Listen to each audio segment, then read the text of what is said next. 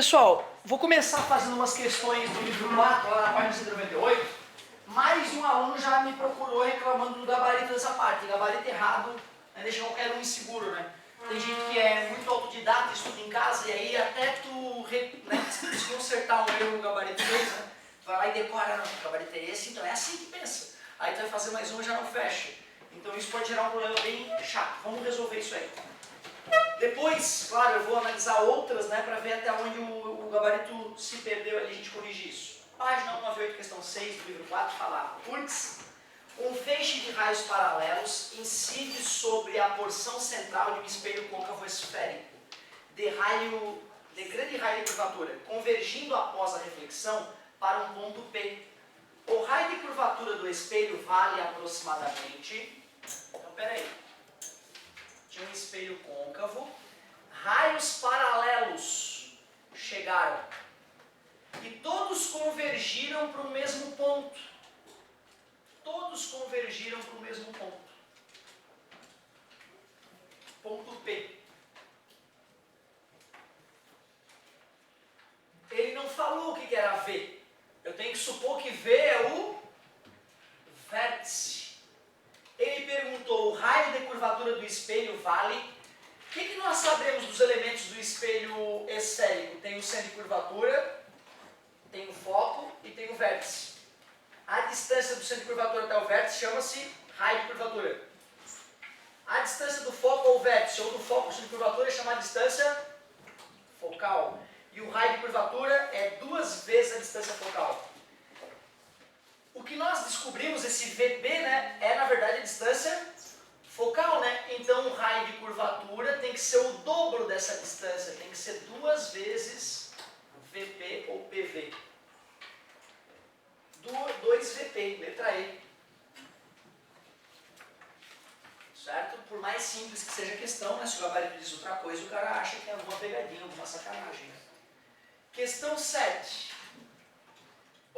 Quando um objeto real é colocado entre o vértice e o foco de um espelho esférico côncavo, sua imagem... Então, peraí.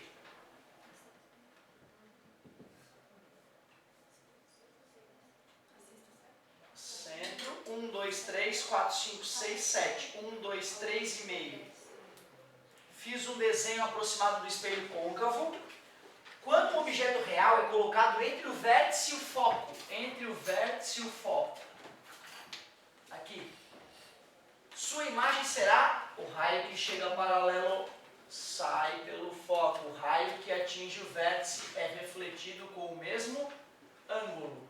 E os raios estão divergindo. Quando esses raios atingem o cérebro de alguém, o cérebro desse alguém diz que a luz anda em linha reta. A imagem é virtual, maior e direita. Virtual é maior que o objeto. Letra A. Virtual é maior que o objeto. Depois, questão 8, na mesma tocada. Como? Eu fiz essa? A 8 eu já fiz? A 9 eu já fiz? A 10 eu fiz? Não, vamos fazer só essa paginazinha então, pelo menos.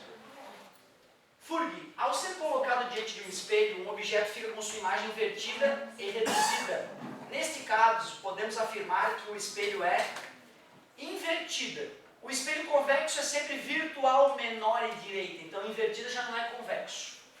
Então, só pode ser côncavo.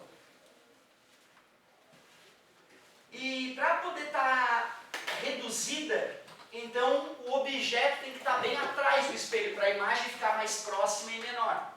Então é espelho côncavo e o objeto está entre ele e o foco. Não, côncavo e a imagem é formada entre o foco e o centro de curvatura. Sim. Sempre que nós temos um espelho côncavo e eu coloco o objeto atrás do centro de curvatura, o raio que chega paralelo sai pelo foco, o raio que atinge o vértice sai com o mesmo ângulo. Sempre a imagem vai ficar virtual, real, menor e invertida. E nesse caso ela sempre vai estar entre o centro de curvatura e o foco. então corrobora para aquilo que ele havia dito. Côncavo e a imagem é formada entre o foco e o centro de curvatura, sem dúvida. É o caso clássico, letra B. Espelho plano, a imagem do mesmo tamanho, convexo, a imagem é VMED, côncavo e o objeto está exatamente no centro de curvatura. Se o objeto está no centro de curvatura, a imagem também fica no centro de curvatura com o mesmo tamanho. Também não é válida. Questão 11. O objeto está desenhado do lado esquerdo das figuras. É colocado entre o centro de curvatura e o foco de um espelho côncavo. A figura que melhor representa a imagem formada é... Então está ali o objeto. Ele pintou, em vez de fazer uma setinha, ele fez uma cabecinha verde, não muda nada. É colocado entre o centro de curvatura e o foco de um espelho côncavo. Então, peraí. Espelho côncavo. Então, o centro de curvatura está aqui assim. O foco está aqui assim. Vamos ver o que vai acontecer. O raio que chega paralelo sai pelo foco. O raio que atinge o vértice sai com o mesmo ângulo. Quando eu desenho esse raio, eu percebo que a imagem, na verdade, vai se formar atrás do centro de curvatura e vai ficar maior do que o objeto.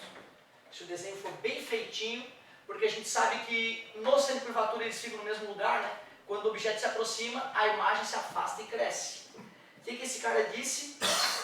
Na letra A tem do mesmo tamanho o objeto, não é? A imagem tem que ser maior. Na letra B tem uma imagem maior, só que ela está de cabeça para cima. Ela tem que ser maior e de cabeça para baixo.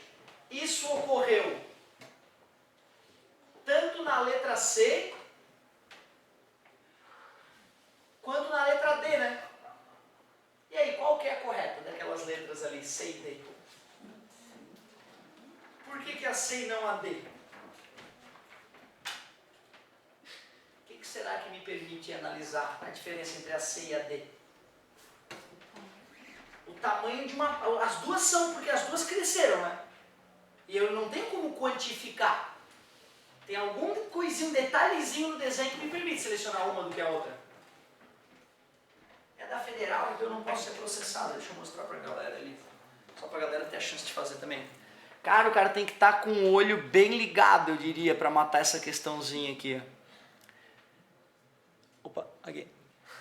Ô galerinha, quando uma imagem cresce, cresce só as pernas e o tronco, a cabeça continua igual?